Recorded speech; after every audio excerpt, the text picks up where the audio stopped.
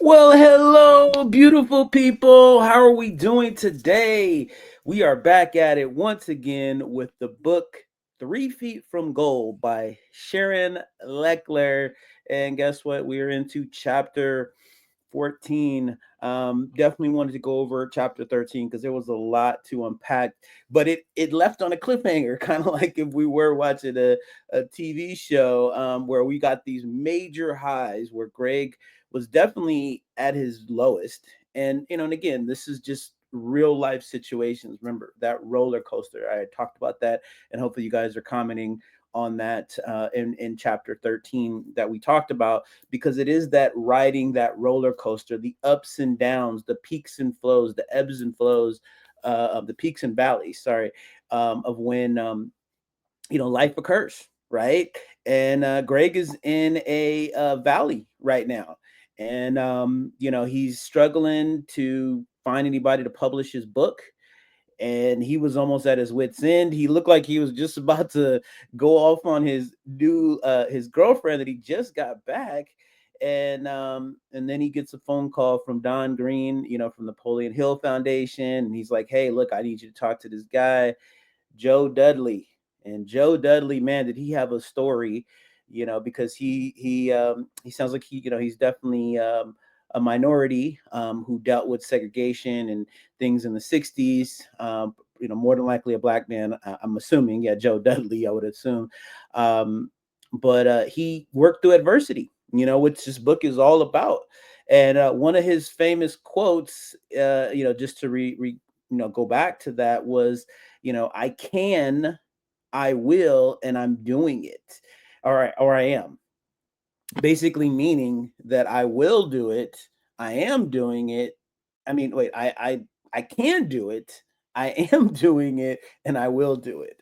And that's powerful in itself, because that was his daily affirmation, even when he was dealing with his hardest times and dealing with segregation, racism on his part, and even his own mom, calling him I don't like to use that word, but special needs. And him even having to just find his own way because of his family. And I'm sure a lot of you guys can relate to that just as much as I can. And again, it's not that the family was her family, his family definitely was being hurtful, but some family don't even realize what they're saying, because it's just kind of fun to poke fun at people. Um, but it really gave Greg some inspiration. And then after having that great call with Joe, now he's finding out that his brother has backslid, and to the drinking.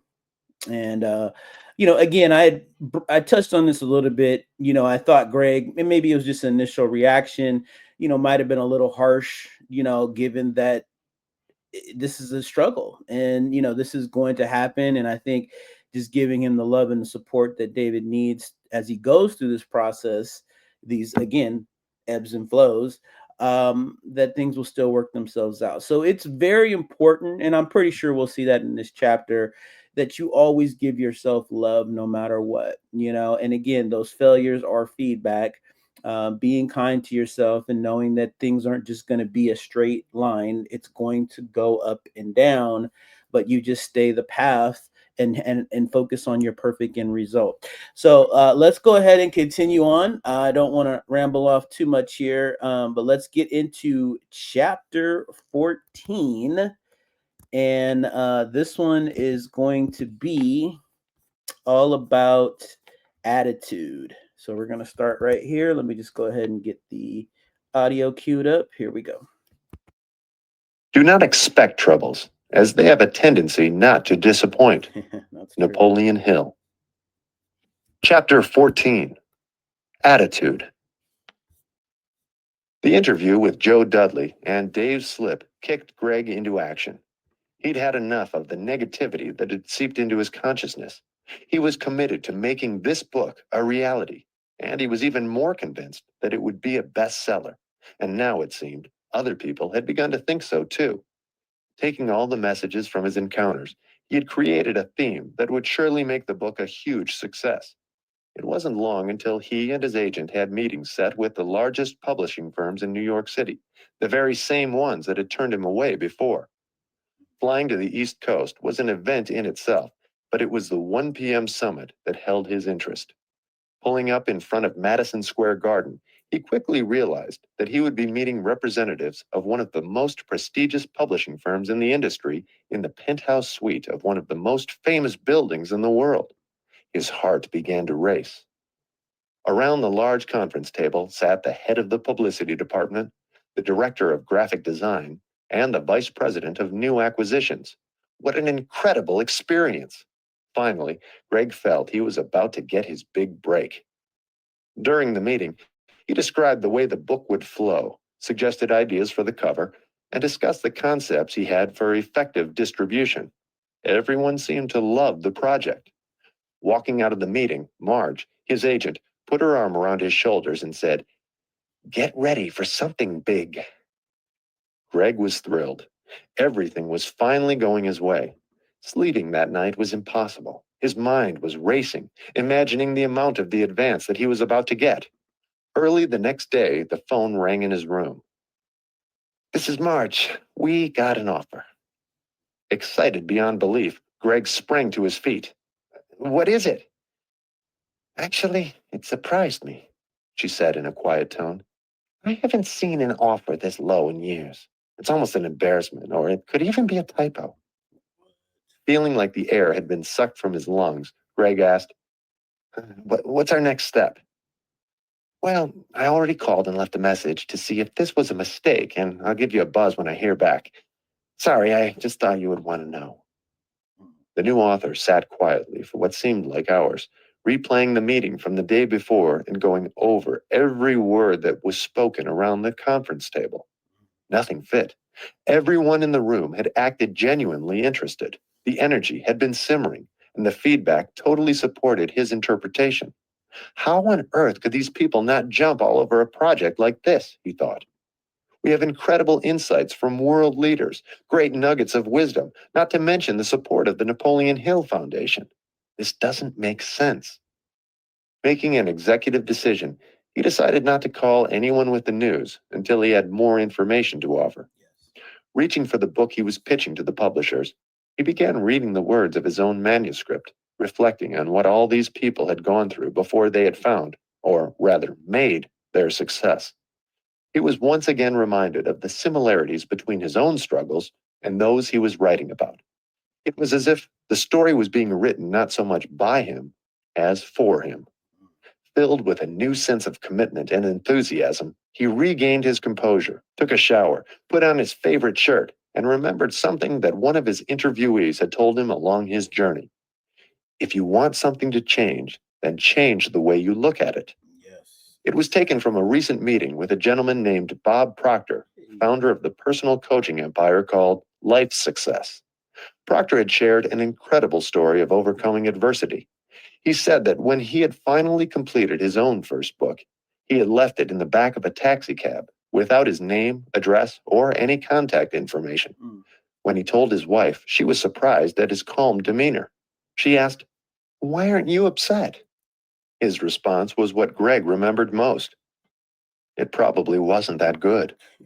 Then Proctor had set out to rewrite the book from scratch and ended up with an international bestseller. When most people would have given up and given in to the emotional disappointment, he instead chose to look at the situation from a completely optimistic viewpoint and to rewrite the book with a fresh perspective, stating that the loss of the original manuscript was a blessing in disguise. Proctor had also told Greg, "There is one additional little piece of wisdom I believe in and live by. It is this: your day and attitude are determined in the first 5 minutes after you wake up." Looking at his notebook, Greg realized that he had never recorded that idea, so he jotted it down. Your first 5 minutes dictate your day. Applying this simple truth, Greg instantly switched from feeling like a failure to realizing that he was far from a failure. In fact, one of the largest publishing houses in the world wanted to release his book. It was just a surprisingly low offer for an advance against royalties. He had to admit that it was probably low based on his lack of any track record as an author. The reason the agent had been so depressed was most likely that she too had expected the book to be a big hit, resulting in a big paycheck up front. Greg transformed his disappointment into gratitude that he had just received his first ever offer to become a published writer. Calling everyone he knew, he shared the great news while explaining the emotional roller coaster he was on and asking for guidance, or as John Buckland called it, counsel, on what his next step should be. "Congratulations," Buckland said. "Now that you have your confidence back, you know at least there's one publisher that wants the book. I challenge you to keep going and to understand that this is just part of the process." "Thank you, Mr. B," replied the apprentice. "The way I see it, and I keep telling myself that if everything came too easy, I probably wouldn't appreciate it as much." "That's a great attitude and very true. In addition, please know, in time you will succeed, and even though this may not be the publisher that you will ultimately go with, you did well all the same. And one more thing, remember that this is not just about you. It's also about sharing all these great messages from a world-class team of success stories. Remember that you owe it to them to stay the course as well." With a renewed sense of vigor, Greg set a course to continue the project and humbly asked his agent to decline the initial offer, knowing that something better was out there somewhere. Even though, by now, the few months Greg had given himself to complete the book had slipped away many times over, his dream was still very much alive. Reflecting on the situation and flipping through his notepad, he stumbled across a name that he had almost forgotten: David M. Corbin, an award-winning inventor, speaker, and creator of a process called Illuminate. He recalled a story Corbin had shared about working with a group of eye care professionals. Although the doctors knew that their clients needed quality eyeglasses, they also admitted that they were much better doctors than salespeople. What Corbin did was simply point out, illuminate, that they were in a collective state of denial. These customers needed their glasses, and someone had to sell them to them. Corbin showed the doctors that instead of focusing on being peddlers, they should shift their attention toward problem solving. In this case, they should develop a new attitude that they were being of service, assisting their patients to buy what they needed to enhance their lifestyle. Talk about changing the way you look at something, Greg thought while flipping through the notes he took from his meeting with Corbin. Accentuate the positive and illuminate the negative. Like the old Johnny Mercer song, with a twist. Although Corbin was a huge believer in maintaining a positive mental attitude, he also understood the power of placing appropriate attention on the areas that need some work. You use your PMA to illuminate the negative, deal with it, and move on. That is good advice. I mean, counsel, Greg thought, catching his mistake. Knowing that great wisdom is worth nothing unless applied, he put away his notepad and pulled out his cell phone. "Charlie, this is Greg. May I ask you something?" "Of course," came the mentor's reply. "What's on your mind?" "Be honest with me. What am I missing with this book project? Is there something I should be doing?" "As a matter of fact, there is," Jones responded without hesitation. Even though he was the one who had asked, Greg was almost stunned at the quickness of the response. "Tell me," he said into the receiver. "Ken Blanchard and I have been working on a new book," Jones said, "and while we were comparing notes, something hit me. You have pure magic in your hands, a great story with incredible wisdom from incredibly successful people, yet there is one thing you are still missing." There was only silence from Greg's side of the phone in anticipation of his own illumination. "You need some help with the writing. You are a nice young man and everything, but even Ken and I get outside help when doing this. Point is, this project has become bigger than just you, and more importantly, you now owe it to the people you've interviewed to get some assistance in sharing their stories in the best light possible." Jones continued, "I want you to consider finding a co-author who can help you make this book the best it can be. Do it for the Napoleon Hill Foundation, do it for the people you've interviewed, and do it for yourself. That's all that's missing." He finished with, "As you know, I believe that the greatest element of success is faith, and I want you to understand that I have faith that you will do the right thing." No pressure, Greg said to himself, knowing that he'd just been given a kick in the pants and told what may have been the final missing puzzle piece that he was seeking. "I guess once you're ready to illuminate something, you also have to be strong enough to accept it," he mused. This was something he was eager to share with Mia. Okay. Well, you guys, let's get flipped back here. There we go. Very, very, very interesting. Things have now shifted, and those of you guys who don't know who Bob Proctor is, go watch the movie The Secret. He's all in there.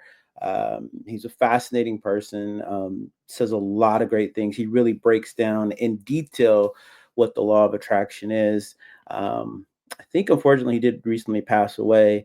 Um, but he still nonetheless his legend lives on. So definitely, go and research a little bit about him. So yeah, this is definitely a real life situation where you're again going through those ebbs and flows.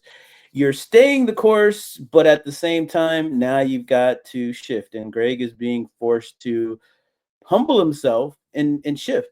And I mean, and the one thing that I loved about this was there wasn't bad news essentially, but because of the way that the publisher had set the tone, Greg automatically assumed the worst, right?